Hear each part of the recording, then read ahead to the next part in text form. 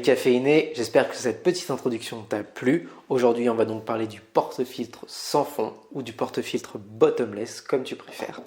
Alors non, ça ne sert pas uniquement à faire de jolies vidéos, ça sert aussi à renseigner la qualité de ton extraction.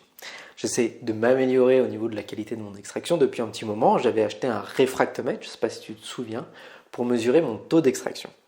À l'aide de ce porte-filtre sans fond, je vais réduire principalement un défaut de mon extraction qui s'appelle le channeling. Le channeling, c'est lorsque tu as une quantité d'eau qui passe de manière plus importante dans un endroit de ta galette.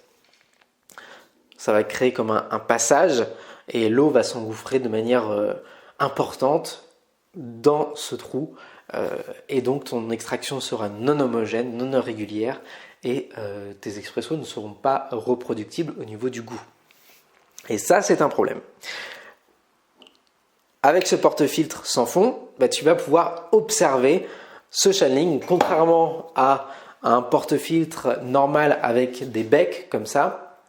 Alors c'est moins pratique parce que là tu peux pas mettre deux tasses en dessous avec le porte-filtre sans fond, mais tu vas pouvoir en tout cas observer ce phénomène de channeling lors de l'utilisation du filtre bottomless comme un tout petit jet très fort qui va de manière frénétique aller d'un endroit ou à un autre, et donc ça c'est un signe caractéristique du channeling.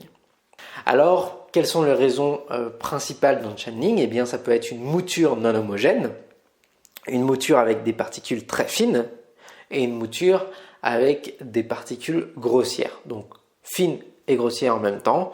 Eh bien tu vas avoir de la surextraction de tes particules les plus fines, de la sous-extraction de tes particules les plus grossières, et en plus ça va favoriser le channeling.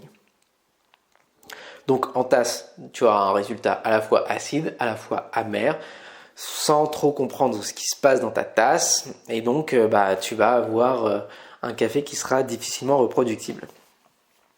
Ensuite, une autre raison principale, ça va être un tassage non homogène ou un tassage pas suffisamment régulier. Si tu tasses pas assez, l'eau va s'engouffrer, va commencer à créer une petite aspérité dans ta galette, et une fois que le passage est fait, toute l'eau, la plus grande majorité de l'eau va passer à travers ce trou.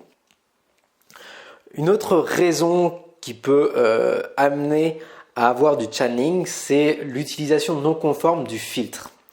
Alors quand je dis l'utilisation du filtre non conforme, c'est-à-dire qu'un filtre comme celui-ci qui est dedans, il est conçu pour une quantité de café donnée. Par exemple, ce filtre VST, c'est un filtre VST de 15 grammes. Alors si tu vas en mettre moins ou si tu vas en mettre plus, eh bien tu vas être sujet à créer des surpressions à un endroit de ta galette et donc du coup obtenir du channeling.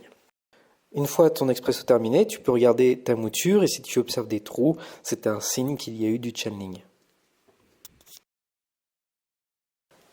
Pour une extraction réussie, tu dois avoir un filet, uniquement un seul filet. Si tu as plus d'un filet d'extraction de café, eh bien c'est que tu as du channeling à plusieurs endroits.